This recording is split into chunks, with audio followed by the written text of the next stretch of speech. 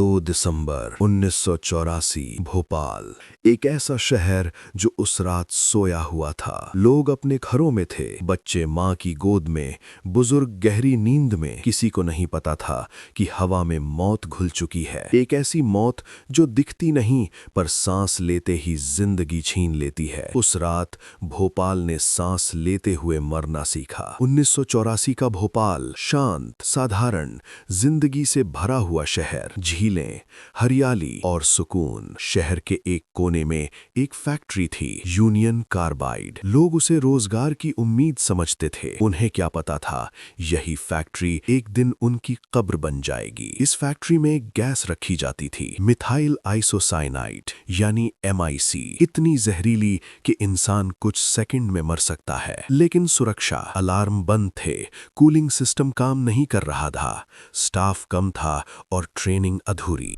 Hello, सुन रहे हैं आप? यूनियन कार्बाइड फैक्ट्री के बाहर गैस लीक हो रही है। यहाँ पे गैस लीक हुई है। गैस लीक हो गया बाहर, गैस लीक, यहाँ पे गैस लीक हुई है।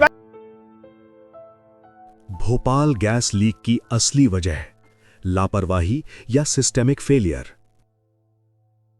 2 दिसंबर 1984 भोपाल, एक ऐसा शहर जो उस रात सोया हुआ था। लोग अपने घरों में थे, बच्चे माँ की गोद में, बुजुर्ग गहरी नींद में। किसी को नहीं पता था कि हवा में मौत घुल चुकी है। एक ऐसी मौत जो दिखती नहीं पर सांस लेते ही जिंदगी छीन लेती है। उस रात भोपाल ने सांस लेते हुए मरना सीखा। 1984 का भोपाल शांत, साधारण, जिंदगी से भरा हुआ शहर। झीलें, हरियाली और सुकून। शहर के एक कोने में एक फैक्ट्री थी, यूनियन कार्बाइड। लोग उसे रोजगार की उम्मीद समझते थे। सुबह सुबह थोड़ा थका हुआ लग रहा है। हाँ, पर काम तो शुरू करना ही है। चलो, देर हो रही है। हाँ चलो। उन्हें क्या पता था, यही फैक्ट्री एक दिन उनकी कब्र बन जाएगी। इस फैक्ट्री में गैस रखी जाती थी, मिथाइल आइसोसाइनाइड यानी MIC, इतनी जहरीली कि इंसान कुछ सेकंड में मर सकता है।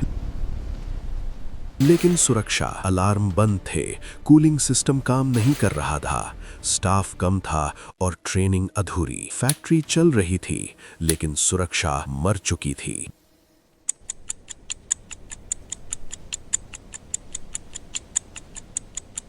2 दिसंबर की रात करीब 12:40, टैंक नंबर 610, उसके अंदर पानी घुस गया। और जब MIC गैस पानी से मिलती है तो वो आग लग जाती है। तापमान बढ़ा, दबाव बढ़ा और फिर एक भयानक धमाका। सफेद जहरीली गैस आसमान की तरफ नहीं गई, वो सीधे भोपाल की बस्तियों की तरफ बहने लगी। लोग नींद में थे जब गैस उनके घरों में घुस गई। आंखें जलने लगीं, सीना फटने लगा, सांस रुकने लगी। बच्चे चिल्ला रहे थे, माएं उन्हें उठाकर भाग रही थीं, लेकिन भागे कहाँ? सड़कें लाशों से भर रही थीं। कुछ लोग चलते चलते गिर गए और फिर कभी नहीं उठे।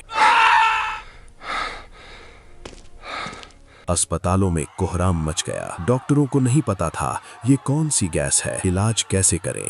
मरीज तड़प रहे थे और डॉक्टर बस देखते रह गए। एक डॉक्टर ने कहा, हमारे सामने लोग मर रहे थे और हम कुछ नहीं कर पा रहे थे। सरकार ने कहा 3000 मौतें, लेकिन सच्चाई, पहले 3 दिनों में 10,000 से ज्यादा लोग मरे।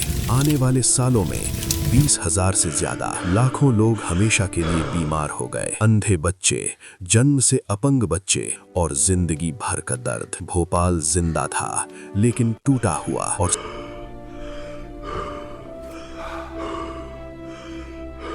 सवाल उठा, जिम्मेदार कौन? यूनियन कार्बाइड का मालिक वॉरेन एंडरसन, वो भारत आया, गिरफ्तार हुआ और कुछ घंटों में देश छोड़कर चला गया। न सजा, न जेल, न इंसाफ। पीड़ितों को मिला बस थोड़ा सा मुआवजा। लेकिन क्या पैसा मरी हुई सांसें लौटा सकता है? भोपाल गैस त्रासदी सिर्फ एक हादसा नहीं थी, ये एक चेतावनी थी, लालच की, लापरवाही की और इंसानी जिंदगी की कम कीमत की। आज भी भोपाल की हवा एक सवाल पूछती है कि अगर उस रात इंसाफ मिल गया होता तो क्या इतिहास बदल सकता था? और अगर हम आज भी चुप रहे तो अगली त्रासदी कहां होगी? भोपाल ने सांस रोककर मरना सिखाया।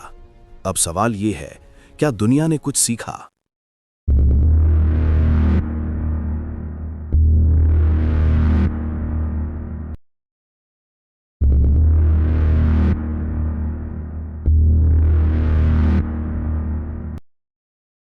December 3rd, 1984।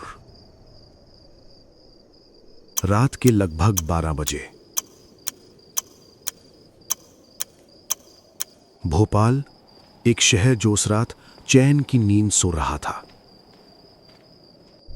किसी को अंदाजा भी नहीं था कि हवा में मौत खुल चुकी है। Bhopal junction railway station. इस रात ड्यूटी पर मौजूद थे स्टेशन सुपरिटेंडेंट H.S. भुर्वे और डेप्यूटी स्टेशन सुपरिटेंडेंट गुलाम दस्तगीर। 1 बजे रात गोरखपुर बॉम्बे एक्सप्रेस स्टेशन पर आती है। दस्तगीर अपनी कैबिन से बाहर निकलते हैं और अचानक आंखों में तेज जलन, गला जलना और सांस लेना मुश्किल हो जाता है। वो अपनी सीनियर भुर्वे को ढूंढते हैं।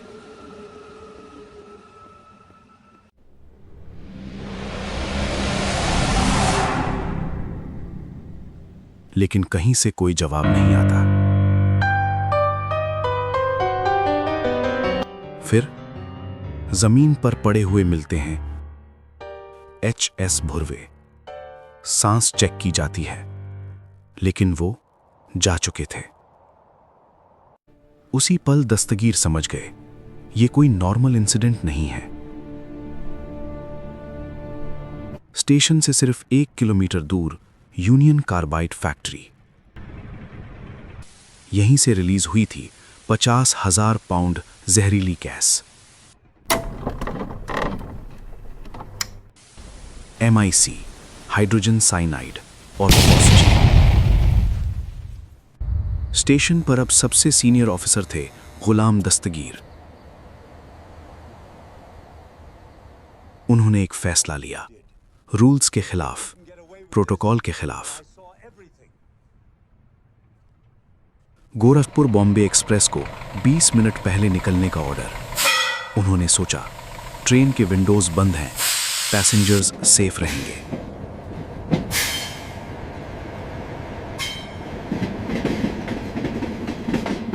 रात का वक्त था, लोग नींद से उठकर भाग रहे थे। जिनके पास गाड़ी नहीं थी, वो स्टेशन की तरफ दौड़ पड़े। प्लेटफॉर्म पर सिर्फ एक चीज थी, पैनिक। दस्तगीर प्लेटफॉर्म से प्लेटफॉर्म दौड़ रहे थे, बिना अपनी जान की परवाह किए। उन्होंने SOS कॉल्स भेजे। एम्बुलेंसेस पहुंची, पैरामेडिक्स आए, रेलवे डॉक्टर्स ने मदद शुरू की। स्टेशन से 3 किलोमीटर दूर हमीदिया हॉस्पिटल। 1:15 AM पहला पेशेंट एडमिट होता है। अगले 5 मिनट में 1000 से ज्यादा लोग। डॉक्टर्स परेशान थे, ये किस चीज का जहर है? यूनियन कार्बाइड के मेडिकल ऑफिसर ने कहा, गैस पॉइजनस नहीं है। पुलिस के कॉल्स पर जवाब मिला, एवरीथिंग इज अंडर कंट्रोल। फिर अचानक कहा गया, we don't know what happened.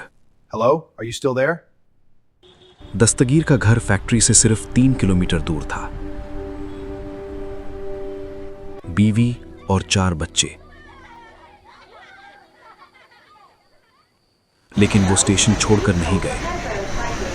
हर आने वाली ट्रेन को सिर्फ एक मैसेज दिया, don't stop, keep moving. Doctors को नहीं पता था कौन सी गैस, फॉस्जीन, MIC या साइनाइड। गलत गैस का अंदाजा और गलत treatment. German toxicologist Max Daunderer 4.5 lakh doses sodium thiosulphate लेकर आए। कई पेशेंट्स रिकवर हुए, लेकिन एक मौत के बाद एंटीडोट को ही दोषी बना दिया गया।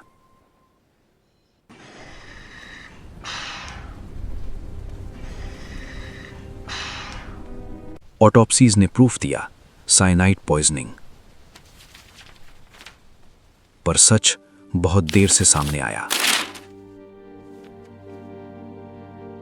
जर्नलिस्ट राजकुमार केसवानी ने सालों पहले ही वार्निंग दी थी, लेकिन किसी ने नहीं सुना। सच लिखना भी एक हीरोइज्म होता है। गुलाम दस्तगीर जिंदा बच गए, लेकिन जिंदगी के 19 साल हॉस्पिटल में गुजारे। 2003 में उनका इंतकाल हुआ। भोपाल गैस ट्रेजेडी सिर्फ एक एक्सीडेंट नहीं था, ये लापरवाही का नतीजा था।